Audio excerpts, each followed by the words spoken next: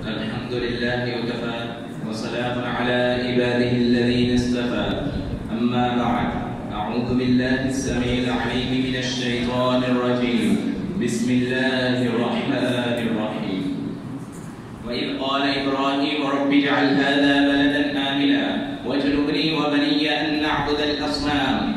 اور جب ابراہیم علیہ السلام نے کہا اے میرے رب بنا اس شہر کو امن اور سکون والا اور بچا مجھ کو اور میری اولاد کو بتوں کی عبادت سے. حضرات، وطن سے محبت یہ تو ہر انسان کی نیچر ہے. پرندوں کو بھی ہوتی ہے، جانوروں کو بھی اپنے گھروں سے محبت ہوتی ہے. پرندے صبح گھونسلوں سے نکلتے ہیں، چلتے پھرتے ہیں، رات کو پھر اپنے گھونسلوں میں ہی واپس آتے ہیں. انسان کو تو محبت ہوتی ہے، یہ تو ہمارے انبیاء سے بھی ہم کو ملتا ہے. نبی کریم صلی اللہ علیہ وآلہ وسلم کو جب مکہ سے نکالا گیا تو انہوں نے نکلتے ہوئے کعبہ کی طرف دیکھ کر کیا کہا؟ اے کعبہ، تو مجھ کو جان سے بھی عزیز ہے، تو بہت پیارا ہے، کتنا خوبصورت اور کتنا پاکیزہ شہر ہے، لیکن تیرے رہنے والے مجھ کو یہاں رہنے نہیں دیتے. میرے لیے نہیں تھا کہ میں کہیں اور سکونت اختیار کرتا، لیکن تیرے رہنے والوں نے مجھے یہاں سے جانے پر مجبور کیا. اس طرح جب مدینہ چلے گئے، وہاں سکونت اختیار کی، اس کو وطن بنایا، وہ وطن بن گیا. پھر اس کے لیے بھی دعا کی، یا اللہ اے مدینہ کے اندر رات دگنی دن چگنی برکتیں نازل فرما، اس کو بھی برکت اور امن اور سکون والا بنا دے.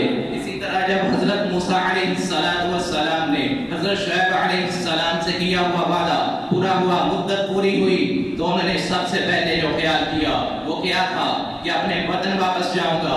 پتہ وہاں غلطی کر کے آئے تھے، جان کو خطرہ تھا، جان بھی جا سکتی تھی، لیکن راستے کا بھی نہیں پتا تھا، لیکن ایک جوش تھا، وطن سے محبت تھی.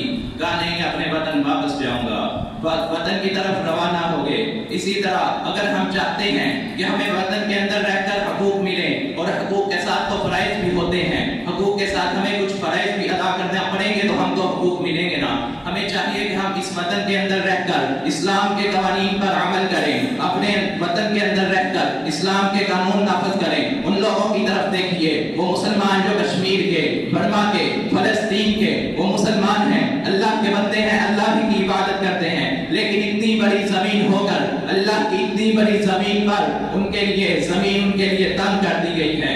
اسی طرح ان مسلمانوں کی طرف دیکھیے جو گھروں کے اندر آباد تھے لیکن اسلام کے قانونوں پر عمل نہیں کرتے تھے. پانی آیا، گھر بہا کر لے گیا. اللہ تعالیٰ آباد گھروں کو بھی بے عباد کر دیتا ہے.